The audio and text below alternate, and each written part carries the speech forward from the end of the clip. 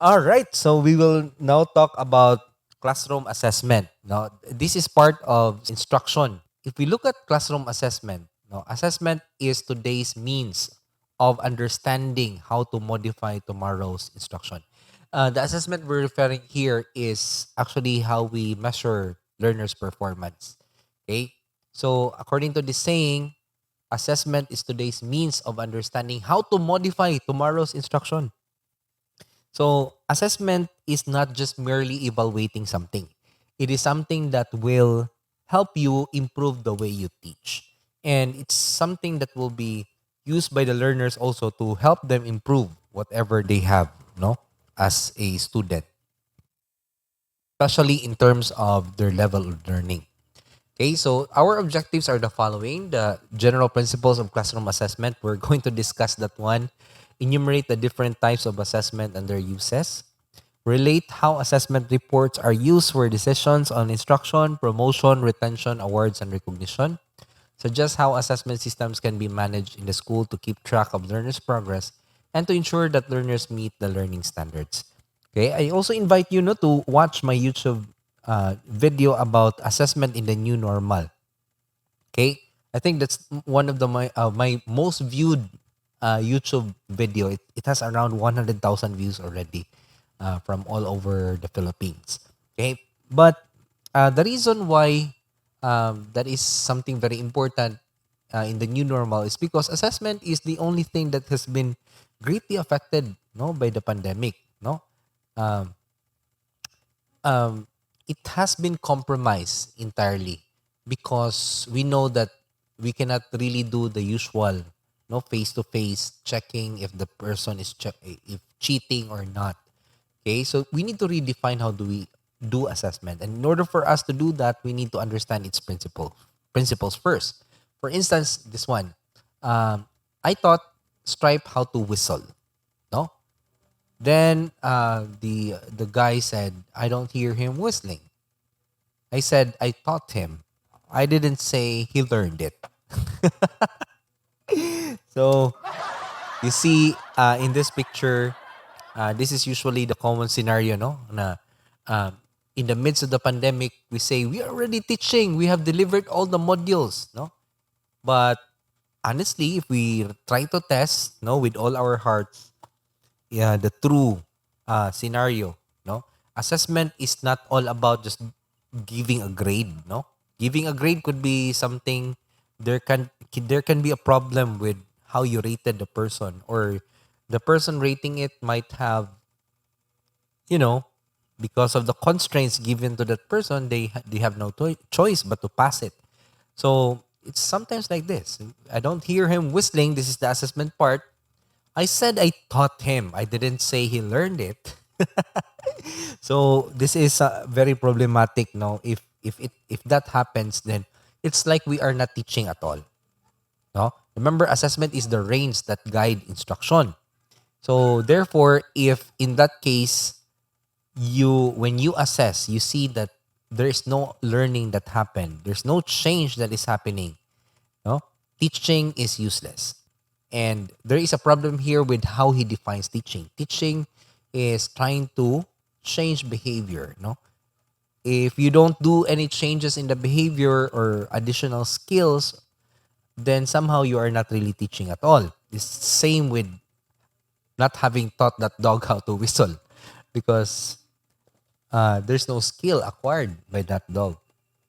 Okay? So linking assessment to learning standards and pedagogy. So we need to understand that we have K to 12 learning standards, no?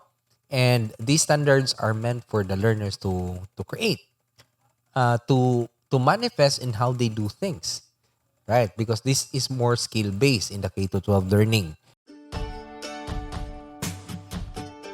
Welcome, lifelong learners. Welcome to my channel, Learning with Doc Labs, where we learn about research, education, technology, and the law.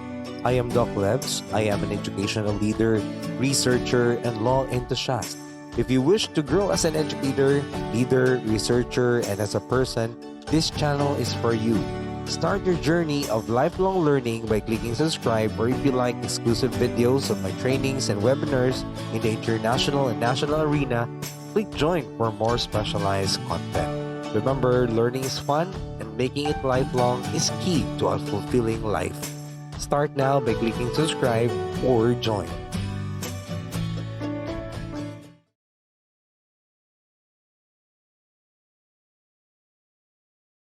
Okay, then we have pedagogies here. Okay, so this is how you implement those learning standards. So whatever the standards are, you try to implement it. And of course, the very important aspect is assessment. So you try to teach something and try to check if you are really achieving whatever it is that you have. So that is what you call linking assessment to learning standards and pedagogy. So what is classroom assessment? It is a process used to keep track of the learner's progress in relation to the standards and development of the 21st century skills. It is an ongoing process of identifying, gathering, organizing, and interpreting information of what the learners know and can do. So it's not merely giving a grade, no? It is a process of really looking, trying to gather, organize, and you try to interpret that information. Can really the dog really whistle, or can the child, did he know anything, or can he really do something? Okay, so this is the essence of the K to 12. No, we are particular with content, but we are more particular with the skill. That's why we are competency based. No, so can do. No, we are more focused on what the child can do.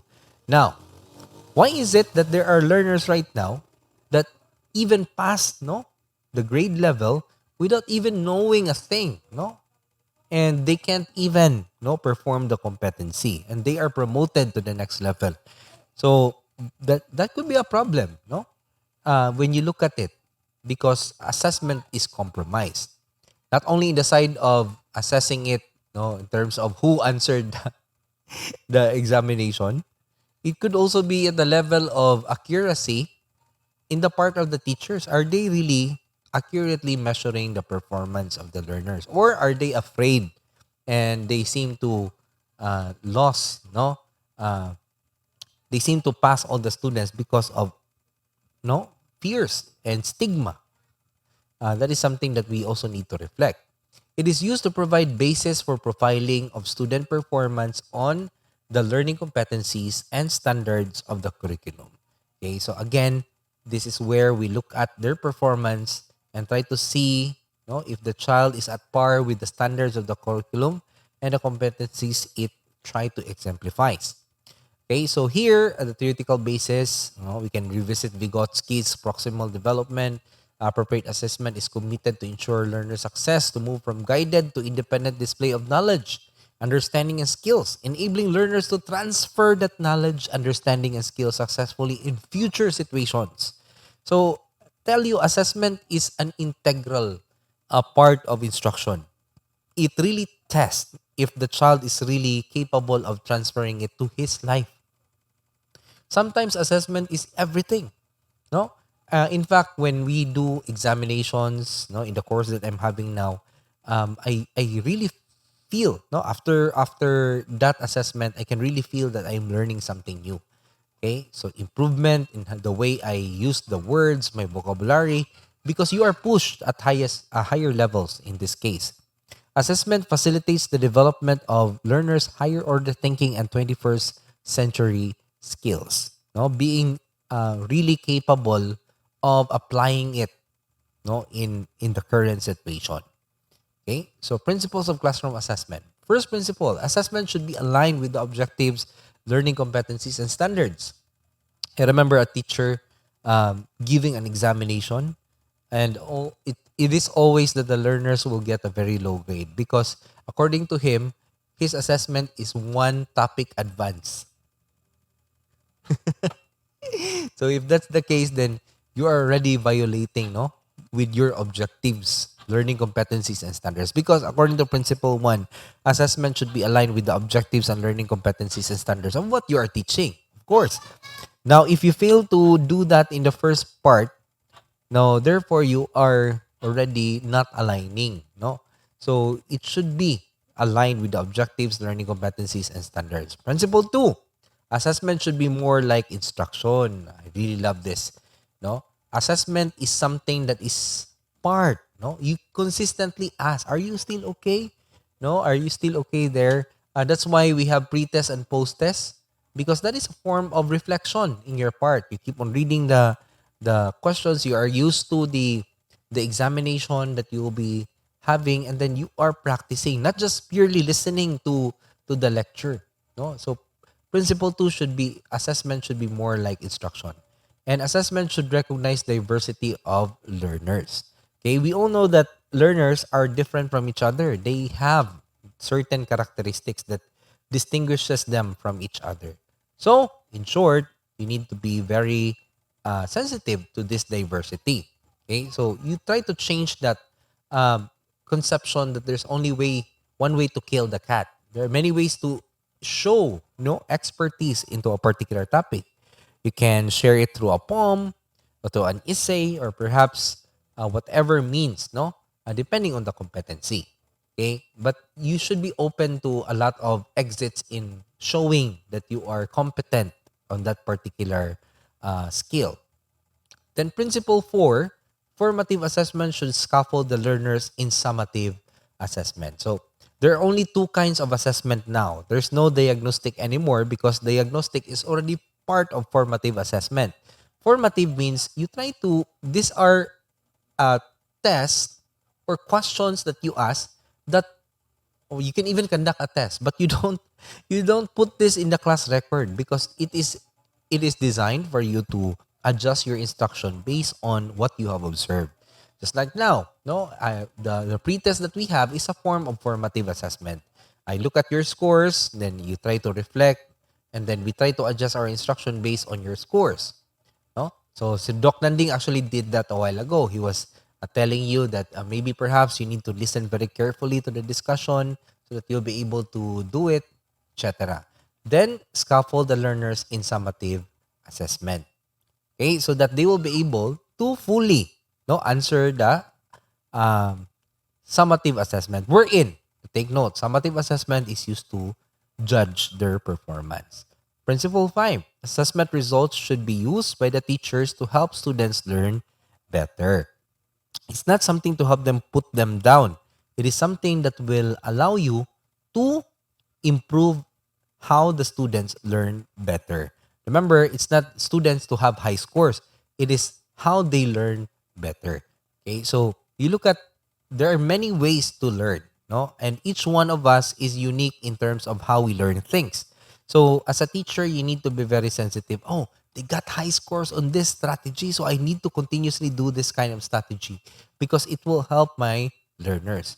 So principle 6, assessment is a joint process that involves both teacher and learner. So this is an important thing that you need to consider, no? So it's a joint process. So therefore, if it's reflective in the side of the teacher, you should always also make it reflective in the side of the learner, so that they will be guided in how they do things. So what is assessed in the classroom? No, there are three things here. No, we have content standards. So this cover a specific scope of sequential topics within uh, each learning strand, domain, or theme or component. They answer the question, what should learners know? No, so this refers to knowledge and skills that they need to learn. Okay, next is performance standards. Okay, so these are described as the abilities and skills that the learners are expected to demonstrate in relation to the content standards. So these are what they know. So what should they be able to do with what they learn? So very simple. Performance standards are just specific skills, no, or competencies that they need to perform. Okay, and all of these content standards and performance standards are all called learning competencies. Okay, so learning competencies refers to the knowledge, understanding, skills, and attitudes and learners need to demonstrate in every lesson or learning activity. Okay? So, if you heard about the Bloom's taxonomy, it has been revised, no? So, as you can see in 2001, it was changed to verb form and it was the evaluation and the create was actually interchanged.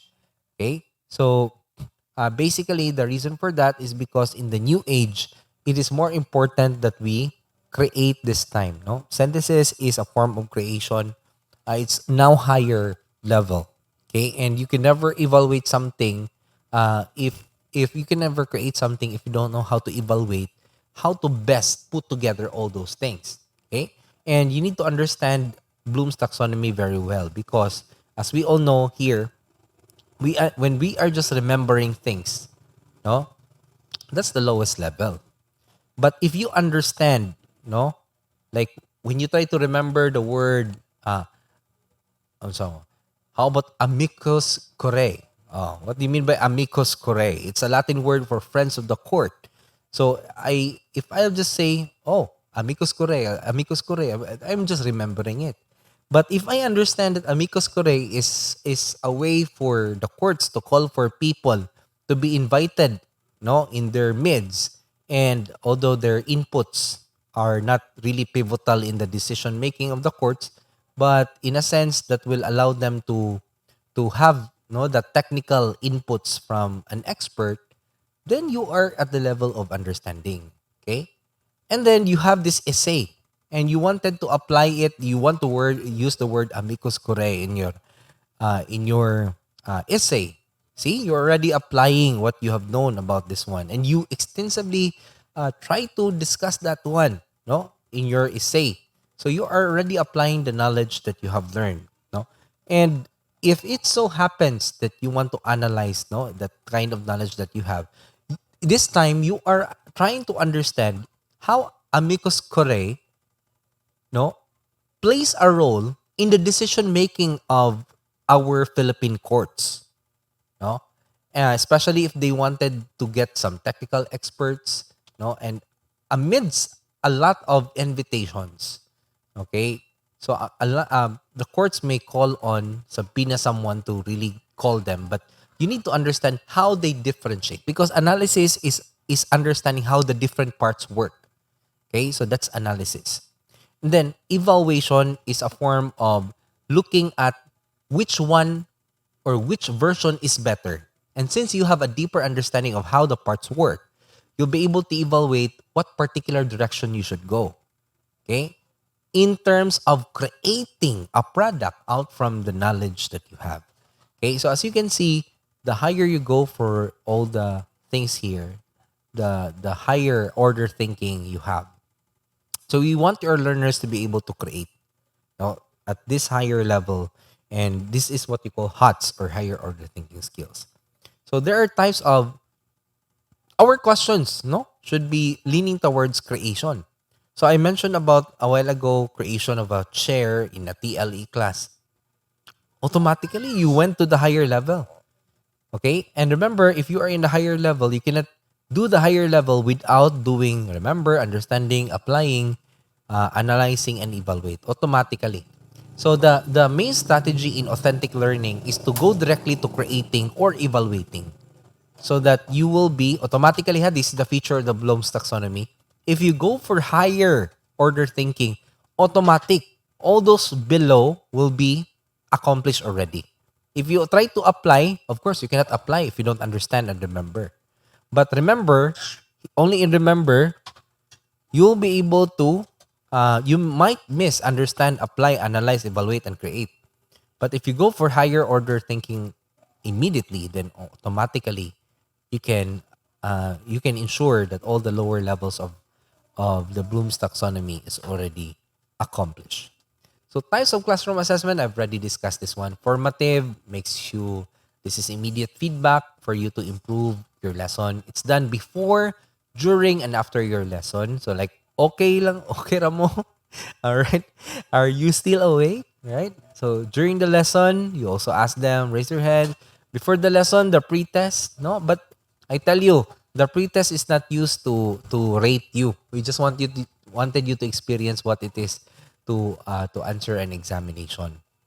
Okay? Then we have summative assessment. This is used to measure whether learners have met the content. So this is used to judge the learners' competency. Are they really learning? So this is the least favorite part of assessment because it is used to judge the person. Okay, then we have summative assessment here. There are three kinds. We have written work, performance tasks, quarterly assessment. In the new normal, in the new issue, one says the quarterly assessment has been removed. We can only have written work and performance tasks. and the percentage was equally distributed to written work and performance tasks. Okay, for classroom assessment, no, we have formative assessment can be done individually and collaboratively. We have individual assessment and we can have collaborative assessment if you like. Okay, so what is the grading system? So it's standards and competency based on learners' weighted score on summative assessment. I will tell you this, when I took the principal's test, we were asked to compute the grade. Huh? So you should be ready for that. Okay? We were asked to really compute the grade, as in real computation. So learners from grade 1 to 12 are graded on written work, performance tasks, and quarterly assessment. And there's a chance that they will be asking you to compute the grade in the new normal because we are in a pandemic situation.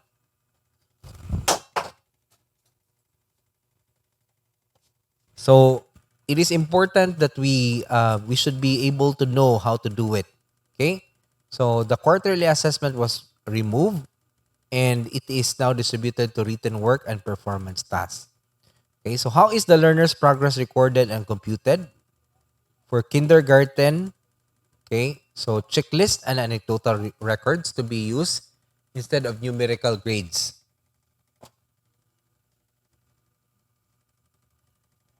Then we have compilation of learners' output, writing samples, accomplished activity sheets, and artwork to be kept in portfolio.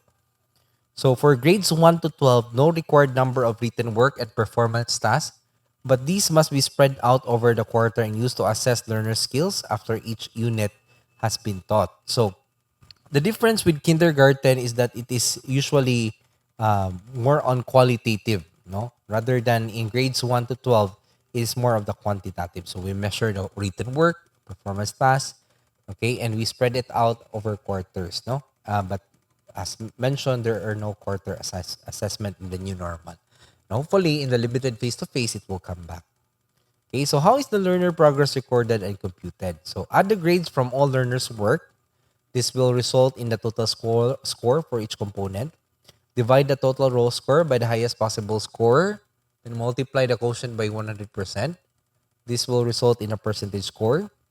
Convert percentage scores to weighted score. Multiply the percentage score by the weight of the component indicated. So we will run through this later on. Add the weighted scores for each component. The result will be the initial grade. Then you do your transmutation based on the order 8 series of 2015. Okay, like this.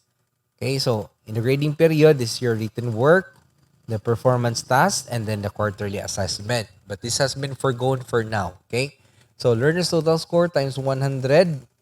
Okay, times 100, then your percentage score is 83.33%. Okay, then you need to know the weights, no? So in the last examination that I took, they actually mentioned no the subject. So if it's AP, how would you rate it? So written work is 30% and 50%.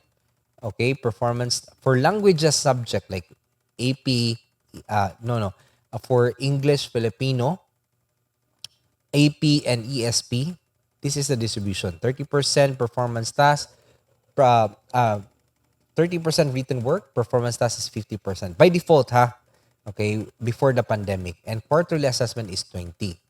For science and math, this is the only one different here. Also different MAPI, EPP, and TLE. You see higher exposure to performance tasks. Equal, no? Equal for performance tasks and written, 40 and 40. But for subjects that are more of the action or skills like MAPI, APP, and TLE, 60% for performance tasks and only 20% for written work. And the quarterly assessment has been given to 20%. Now, what happened during the pandemic was that, did you notice that quarterly assessment is always 20% across all levels? No? So this was equally distributed to both. No? So this one is 60, this one is 40. We'll see later on. This one is 50% already. This one is 70 and this one is 30%. Sorry, 40%. Okay? No, sorry. 30 and then 70%. Okay, so we will see that later on. So in senior high, we see core subjects like this. So although similar with science, try to notice that. Okay, like all other subjects, core subjects, And this one, work immersion, as 25% quarterly assessment and 35% here. Okay? So as you can see, core subjects is 2550. If you notice, higher, we give um, higher percentage for performance tasks. So whatever is the performance task, no, you try to compute no based on the equivalent or percentage. So this is your percentage score, right? So if you add them together, you will have the initial grade. But this is not your grade yet. You have to look at the transmuted table, and then you'll be able to see the equivalent. So this is, by the way, in the new normal, this is how we compute it. Just to show it to you. See, it's already 40/60. This one is 50/50. This one is 30/70. So the quarterly assessment has been foregone, and it is distributed equally to both the written and performance tasks. Same with academic, no? But this time, not really exactly the same, but if you look at it, 50 work immersion research, those related to science have the same, no? Percentage. All other subjects 40/60. Core subjects now are 40/60. And here, work immersion, wherein it requires more work, physical work, and other subjects 30/70%. Okay, so this is the transmutation table. If you want a better looking table, but it's just the same. This one is from the Dep and Order 8 series of 2015. No, you need to memorize that.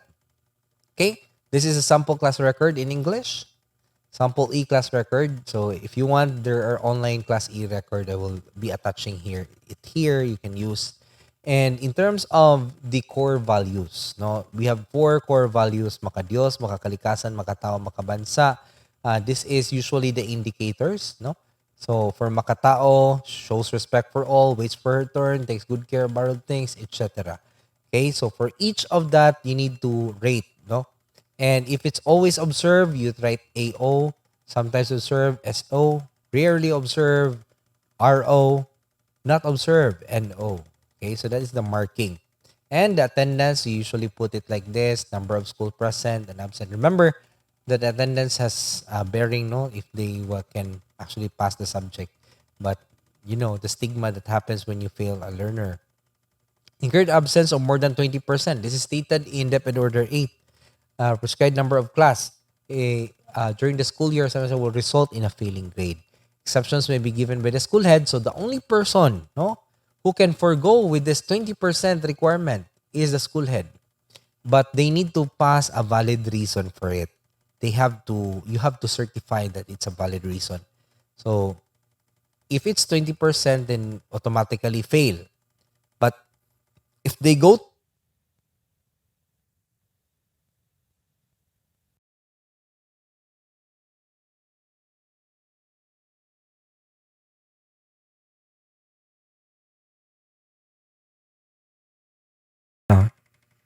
yes, sorry. Okay. But if they go, yes, yes, I had a problem with my V8. It was okay. Am I heard now? Am I heard now? Hello?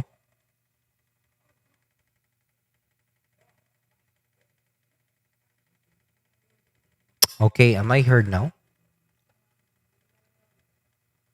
Hello? Okay, I'm back. Okay, thank you. So, as mentioned a while ago, when exemptions, only the school head can actually waive no that particular provision written in Dep Order 8 series of 2015.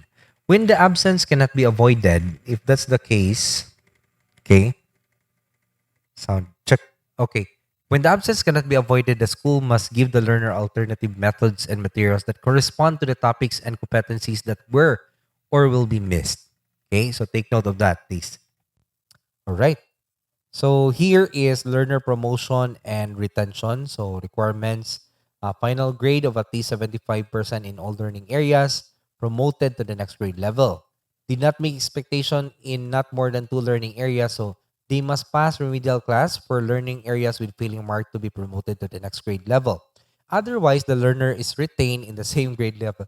Let me just emphasize this, because they keep on telling us that there are many people who will say that there is mass promotion in K to 12.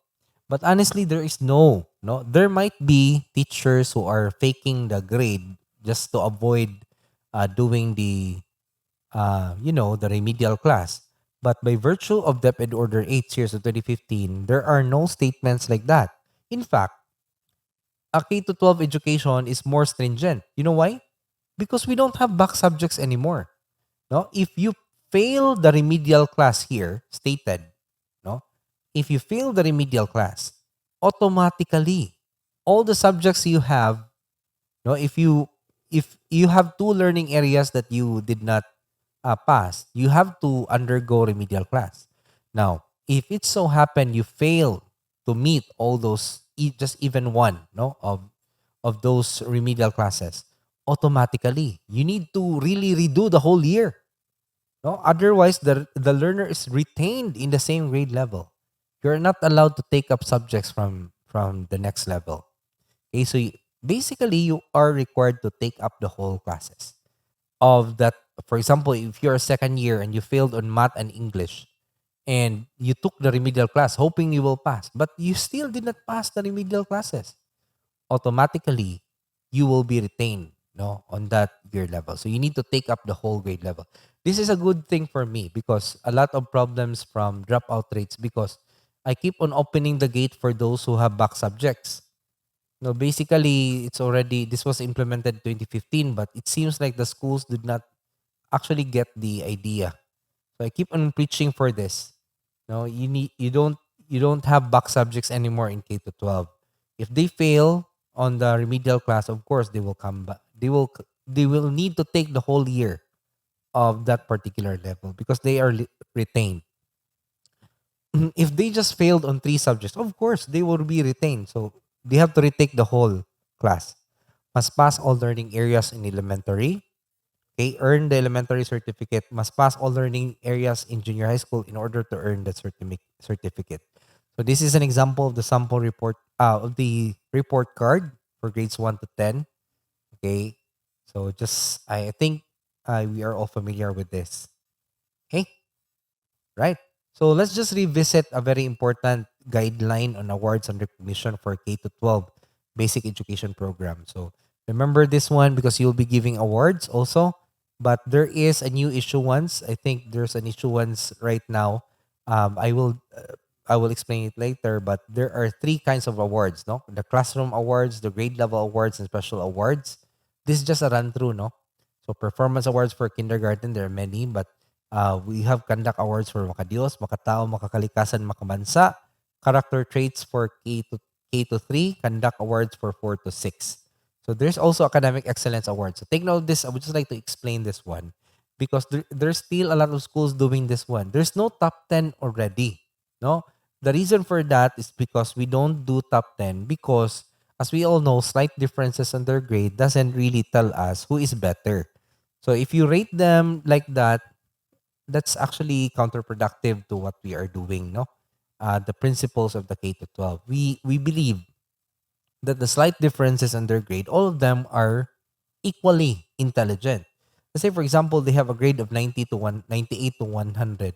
If the other one is 98.5 and the second is 98.4, do you think there's a difference in their intelligence? But the other one is considered first honor, the other one is second honor. And and no matter what you do, it's the first honor who will receive all the scholarship programs, etc. Di ba? And then the only difference is point 0.1. And the only difference is that the other one was not able to bring the floor wax. So, and maybe forgot to bring the lantern during the Christmas time. All right. So we should be very sensitive on that as teachers, no? So DepEd is very sensitive with that. This is backed by research that the slight differences in their scores, they are both, no, they're equally intelligent. So but as long as they got a grade from 98 to 100, you have the highest honors. if you got a grade from 95 to 60, 97, you have the highest, no, with high honors. With honors, no, you have a grade of 90 to 94. So you should not differentiate from that. So you have perfect attendance award. Okay, then we have grade level awards. So grade level awards is given to those. You can have this in your classroom. Okay, or it could be given as you know. So we still have academic excellence awards still. No leadership award for for grade level awards. This one, let me see. Classroom awards are the ones that we usually give in our classroom. So we can do it by grading period, etc. But we can do the grade level awards is it should be awarded in the school level. No? School level na siya. Academic Excellence Award, Leadership Award, awards of outstanding performance in specific discipline, usually in different subjects like athletics, arts, communication arts, science, mathematics, social sciences, and EPP. Like for senior high, we have work immersion, awards in research and innovation, award for club organization achievement. So there are also special recognition, especially for those who have represented the schools in competitions. So the actual certificate, you don't need to buy anything on this. Only the certificates that were provided on them should be re-awarded to them during the end of the school year. So take note, grade level awards is a school-based awards no given to them and also special recognition. The school, the classroom awards are usually confined in the classroom during maybe perhaps every grading period, no, in the teacher's level. Okay. So you always track progress of the learners. You always monitor as much as possible. Okay, so by the way, this is the depth order about the interim guidelines. So what what is different no regarding this one?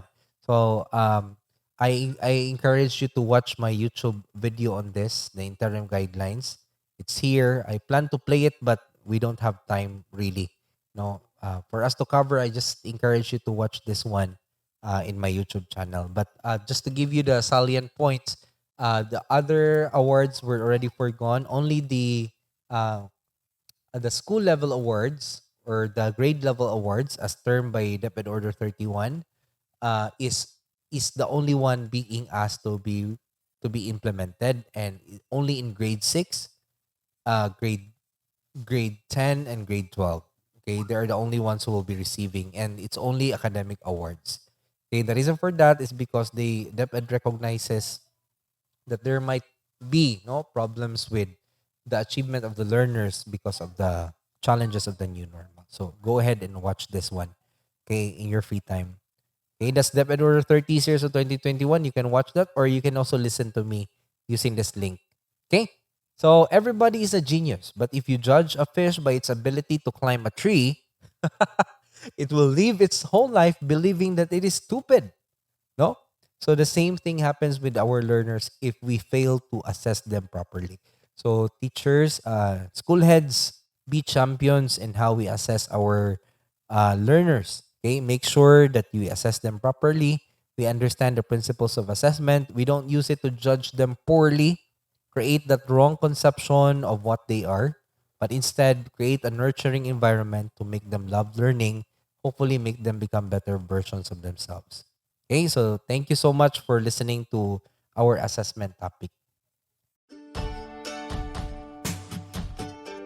Welcome, lifelong learners. Welcome to my channel, Learning with Doc Levs, where we learn about research, education, technology, and the law.